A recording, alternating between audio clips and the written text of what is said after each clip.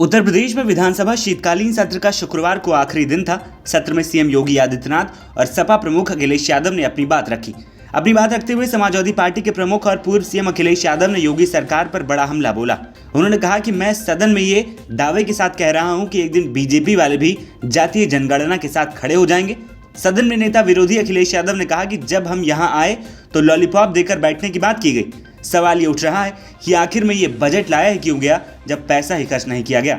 अध्यक्ष महोदय, मैं आपका बहुत धन्यवाद देता हूं कि आपने इस सप्लीमेंट्री बजट पे मुझे बोलने का मौका दिया है।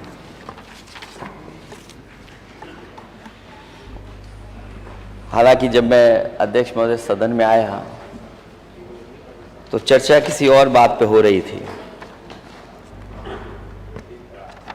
और हमारे कुछ साथी कभी लॉलीपॉप की बात कर रहे थे। कुछ लोगों को लॉलीपॉप दे करके फिल इन द ब्लैंक की तरह बैठाया हुआ है उन्हें। मैं उन बातों में बाद में जाऊंगा, लेकिन मैं सप्लीमेंट्री बजट जो सरकार लेकर के आई है, जब सरकार खर्च नहीं कर पा रही है पैसा, अध्यक्ष महोदय, जब खर्च नहीं हो रहा तो आखिरकार सप्लीमेंट्री बजट क्यों?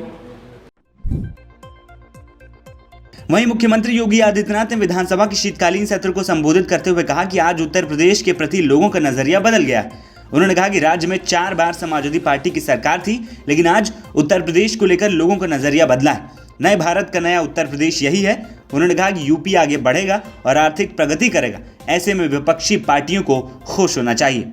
महोदय, 2017 के पहले एक्सप्रेस हाईवे और हाईवे सड़कों की क्या स्थिति थी, ये किसी से छुपा हुआ नहीं है। लोग तो क्या कहते थे, जहां से अंधेरा प्रारंभ हो समझ लो उत्तर प्रदेश की सीमा प्रारंभ हो गई साइकिल, जहां से गड्ढे प्रारंभ हो जाए समझ लो उत्तर प्रदेश प्रारंभ हो गया। आज आप देखिए ना, उत्तर प्रदेश में कहीं भी नेता प्रतिपक्ष भी सड़क मार्ग से यात्रा करते हैं बहुत बार। आज उनको भी लगता होगा कि नए भारत के नए उत्तर प्रदेश में जब सड़कों पे चलते होंगे तो उनको भी अच्छा लगता होगा। और खैर शिवपाल जी तो सड़क मार्ग से ही चलते हैं और धन्यवाद देते हैं, कभी कभी बोलते हैं कि बहुत अच्छी सड़क हो गई है, अब अच्छी सड़क हो गई है। और कहते हैं कि मुझे सपोर्ट, वो कहते हैं बेचारे कि मुझे सपोर्ट नहीं किया गया, नहीं तो मैं भी ऐसे चाहता था लेकिन मुझे सपोर्ट नहीं किया। मैंने कहा भी जब बचपन में ही गलत राह दिखाने का काम आपने किया है तो अब भाई आप लगाएंगे बबूल का पेड़ तो आम कहां से आएगा। तो मैं अक्सर उनको कहता हूं इस बारे में।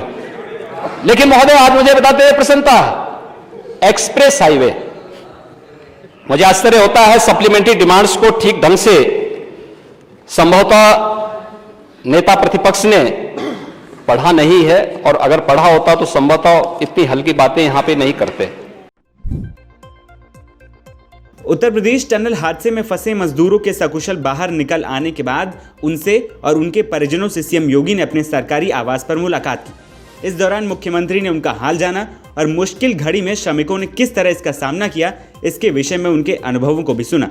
उन्होंने सभी श्रमिकों के सकुशल वापस लौटने पर खुशी जताई और कहा कि मुश्किल घड़ी के दौरान सभी श्रमिकों ने साहस और धैर्य का परिचय दिया। उत्तर प्रदेश सरकार की ओर से शॉल उड़ाकर सम्मानित किया गया और उन्हें मिठाई और उपहार भी प्रदान किए गए। साथ ही सीएम योगी ने मजदूरों की हर संभव मदद करने का भी आश्वासन दिया। यूपी एसटीएफ ने फर्जी प्रमाण पत्र बनाने वाले बड़े गैंग का शुक्रवार को भंडाफोड़ किया। गाजियाबाद से 3 आरोपी गिरफ्तार किए गए। खुलासा हुआ है कि यह गैंग विभिन्न सॉफ्टवेयर और वेबसाइट के जरिए अब तक करीब 7000 फर्जी प्रमाण पत्र बना चुका है। इसमें प्रमुख रूप से कोविड वैक्सीन, जन्म मृत्यु प्रमाण पत्र शामिल हैं। यह गैंग पूरे भारत में 436 फ्रेंचाइजी भी बांट चुका था, जो इस फर्जीवाड़े को अंजाम दे रहे थे। पकड़े गए आरोपियों के नाम मोहम्मद साहिल, मोहम्मद जुबैर और रियाजुद्दीन है। इन आरोपियों ने दूसरे देश से आने वाले घुसपैठियों के भी सर्टिफिकेट बनाने की बात कबूली। काशी हिंदू विश्वविद्यालय में एक बार फिर से बड़े आंदोलन की राह दिखाई दे रही। बीते दिनों बीएचयू आईआईटी में दीवार बनाने को लेकर छात्रों का भारी आक्रोश दिखाई दिया था। एक बार फिर से बीएचयू प्रशासन का एक फैसला छात्रों को आक्रोशित कर रहा है। दरअसल काशी हिंदू विश्वविद्यालय प्रशासन ने एक बार फिर से दीक्षांत समारोह में संबंधित कॉलेज के छात्रों को मुख्य परिसर के आयोजन में जगह नहीं दी। इसी फैसले को लेकर अब संबंधित कॉलेजों के साथ बीएचयू के छात्र भी खासे आक्रोशित हैं। इस मुद्दे को लेकर सैकड़ों की संख्या में छात्र कुलपति कार्यालय पहुंचे और फैसला वापस लेने के लिए ज्ञापन दिया।